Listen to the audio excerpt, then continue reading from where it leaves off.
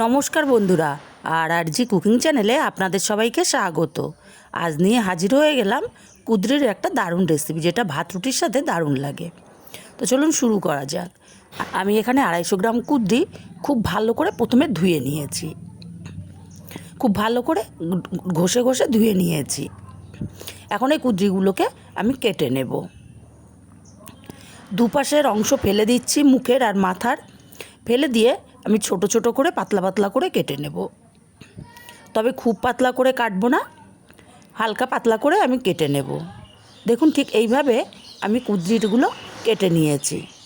সব কুদ্রিগুলো আমি এইভাবেই কেটে নেব। বাচ্চারা কিন্তু সবজি খেতে চায় না, এইভাবে রান্না করে দিলে বাচ্চারাও চেটে পুটে খাবে। এতটাই ভালো লাগে এই কুদ্রি রেসিপিটা।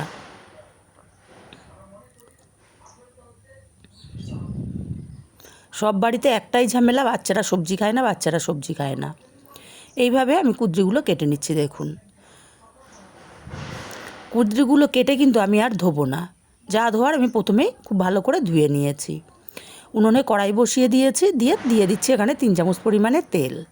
তেলটা গরম করে 2টো শুকনো লঙ্কা ছিঁড়ে দিয়ে দিলাম, দেব কিছুটা কালো জিরে, আর দেব কয়েকটা চেরা কাঁচা লঙ্কা। এবার কেটে রাখা কুদ্রিগুলো দিয়ে দিলাম।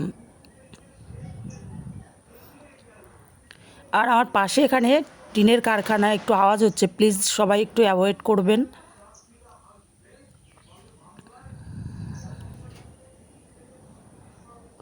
কুদ্রিগুলো দিয়ে আমি মিনিট 2 নেড়ে চেড়ে নেব।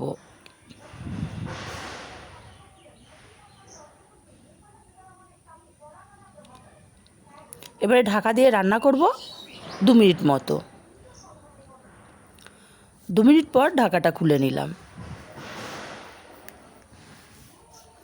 আবারও নেড়ে চেড়ে দেব।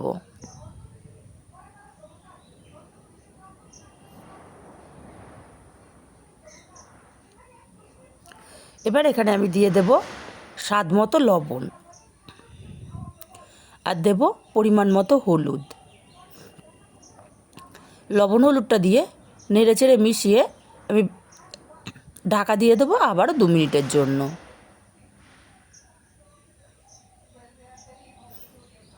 2 মিনিট পর ঢাকাটা খুলে নিলাম। এবার নেড়ে চেড়ে আমি এটাকে ভেজে নেব, একটু হালকা লাল লাল হওয়া পর্যন্ত। পাতিয়ে দিলাম। দেখুন, নেড়ে চেড়ে কিন্তু আমার ভাজাটা অনেকটাই লাল লাল হয়ে গেছে।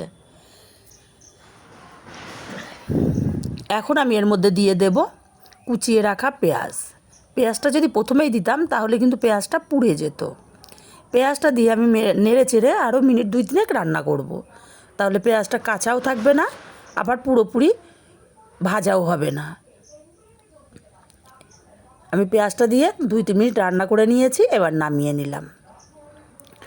তৈরি হয়ে গেল খুব সুন্দর একটা কুদ্রি ভাজার রেসিপি। এই কুদ্রি ভাজা থাকলে ভাত, রুটি, পরোটা খেতে কিন্তু একটুও চিন্তা করতে হবে না।